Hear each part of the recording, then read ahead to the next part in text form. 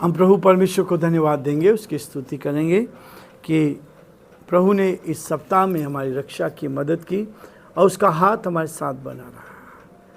आप लोगों के बहुत सारे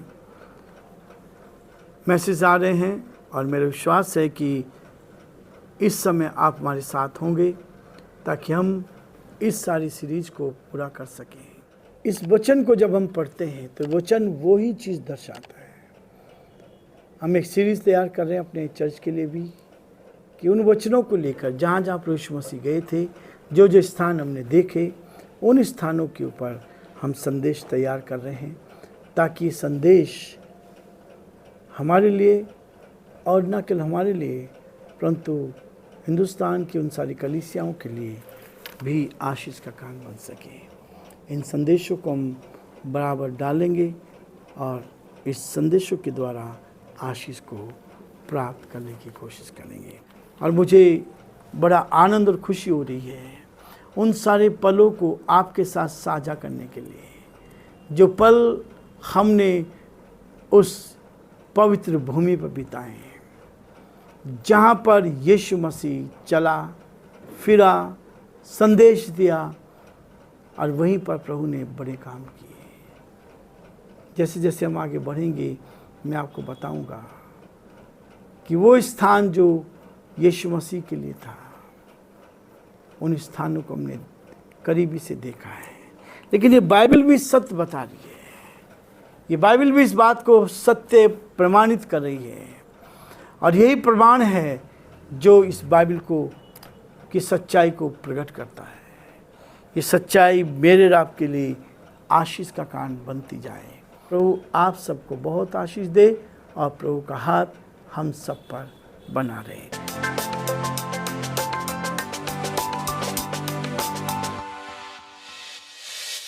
आज के दिन की शुरुआत हम प्रभु के इस सुंदर वचन के साथ करना चाहते हैं। रोमियोस का 9 अध्याय उसके 17-18 पद को मैं आपके सामने पढ़ना चाहूँगा। लिखा है, क्योंकि पवित्र शास्त्र में फिरौन से कहा गया था, मैंने तुझे इसीलिए खड़ा किया है कि तुझ में अपनी सामर्थ दिखाऊं और मेरे नाम का प्रचार सारी पृथ्वी पर हो। 18 पद, इसलिए वह जिस पर दया चाहता है उस पर दया करता है और जिसे चाहता है उसे कठोर कर देता है। परमेश्वर अपने इस वचन के पढ़े और सुने जाने पर आशीष दे। आमीन। दुआ करें।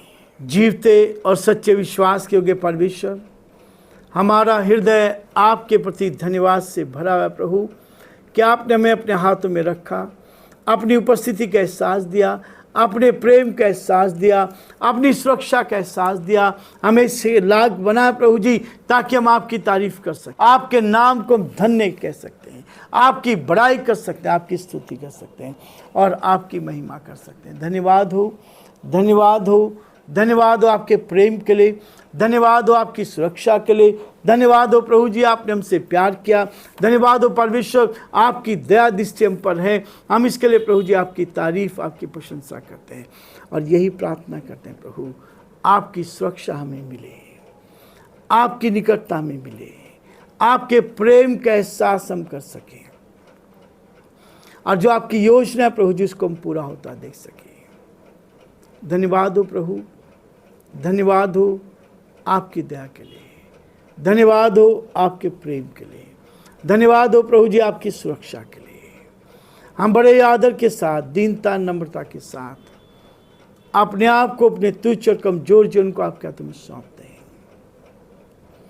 और यही चाहते हैं प्रभु जी आपके अनुग्रह की दृष्टि हम पर रहे, आपका हाथ हम पर बना रहे, आपकी करुणा हम पर बनी रहे प्रभु जी। हमारे देश के लिए, देश के प्रधानमंत्री के लिए, राष्ट्रपति के लिए प्रार्थना करते हैं, उनको संभाल प्रभु। हमारे प्रदेश के लिए, प्रदेश के मुख्यमंत्री के लिए, यहाँ के सारे प्रशासन को आपके हाथों में सौंपते हैं, पुलिस प्रशासन को आपके हाथों में सौंपते हैं। हर एक की सुधि ले, हर एक की मदद का, हर एक को अपने हाथों में ले ताकि हर जन आप में सुरक्षित रहकर आपकी महिमा को देख पाए।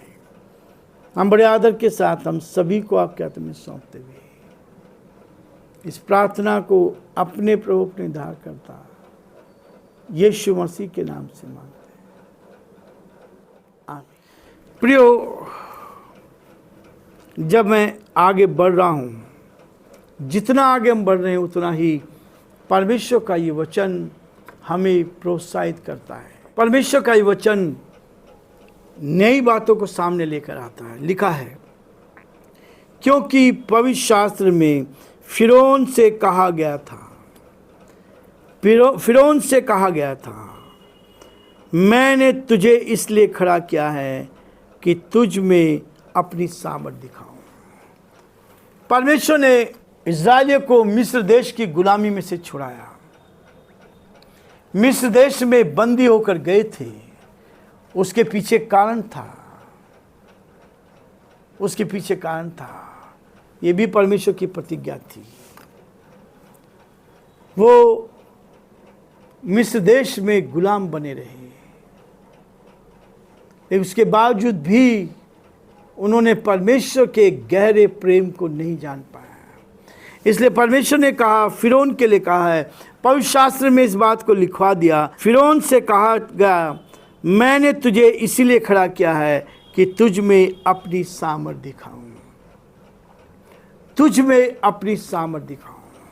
और हम जानते हैं कि परमेश्वर ने फिरौन के मन को कठोर कर दिया,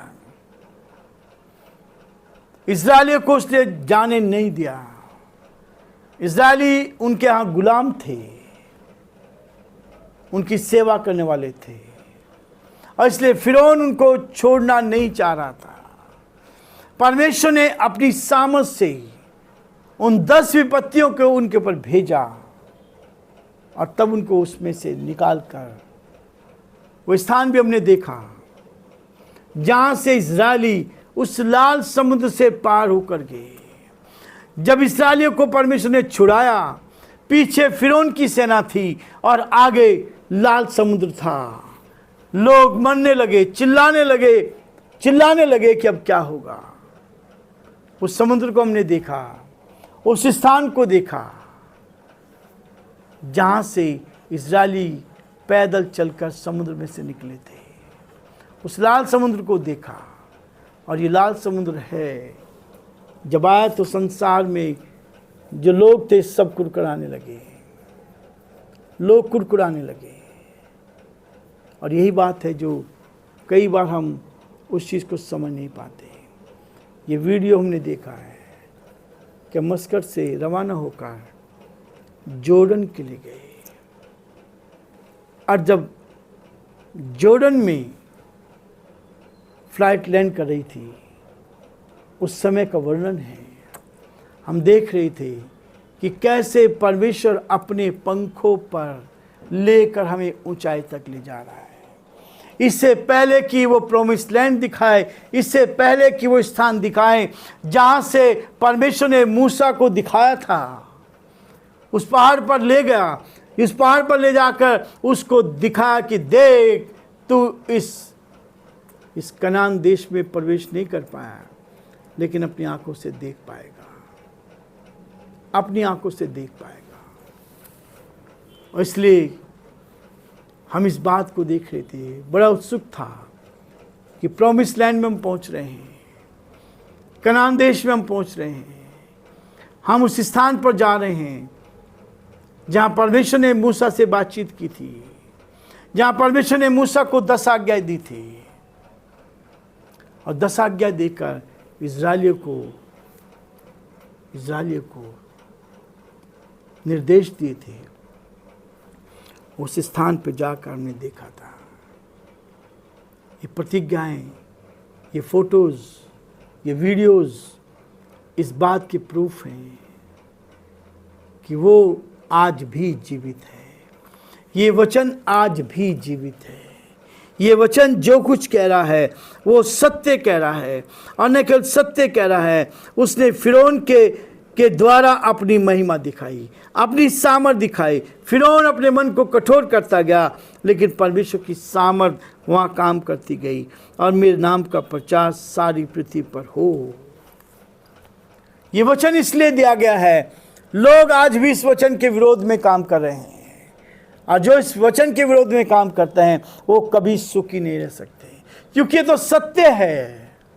जीवित परमेश्वर को जिसके आराधना हम कर रहे हैं वो सत्य है, लेकिन लोग विरोध करना चाहते हैं, शैतान विरोध करना चाहते हैं, वो बर्बादी की ओर जाते हैं। ईश्वर का विरोध करके कोई आनंदित या सुखी नहीं रह सकता, आनंदित सुखी नहीं रह सकता। इसलिए यहां पर लिखा कि फिरौन को मन परमेश्वर ने कठोर कर दिया था, उनको जाने नहीं दिया था, इस्राएली लोगों को उस नगर से निकलने नहीं दिया था। और इसलिए कहता है, इसीलिए खड़ा किया कि तुझ में अपनी सामर्थ दिखाऊं और मेरे नाम का प्रचार सारी पृथ्वी पर हो। 18 पद में कहता है, इसलिए वह जिस पर चाहता है उस पर दया करता है और जिसे चाहता है उसको कठोर कर देता है। परमेश्वर दयावान परमेश्वर है, लेकिन उसकी इच्छा के अनुसार होता है। जो कुछ वो चाहता है, जो कुछ उसकी योजना है, जो कुछ उसकी मर्जी है, वो अपनी मर्जी से सब कुछ को पूरा करता है। जिस मनुष्य को कठोर करना चाहता है उसको कठोर करता है, जिसको दीन बनाना चाहता है उसको दीन बनाता है, ताकि हम उसकी महानता को देखते जाएं और उसकी सामर्थ को देखते जाएं। प्रियो, आज हम फिर यहीं रुकेंगे और कल इससे आगे बढ़ेंगे, ताकि हम प्रभु की महिमा को देख पाएँ। परमेश्वर हमारी सहायता करे और प्रभु का हाथ हमारे साथ हर कदम पर बना रहे। प्रभु आप सबको आशीष दे, आप प्रभु की आशीष को आप बराबर प्राप्त